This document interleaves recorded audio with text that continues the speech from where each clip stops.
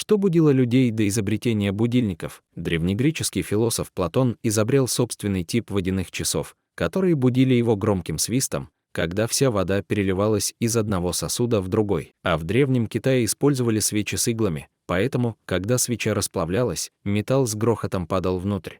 Некоторые коренные американцы использовали для пробуждения мочевой пузырь. Они смогли точно определить, сколько воды им нужно выпить перед сном, чтобы проснуться. В 1800-х годах людей нанимали будильниками. Их называли молоточниками, и они не спали всю ночь, чтобы утром будить работников. Но большинство людей на протяжении всей истории просыпались от восходящего солнца и звуков животных.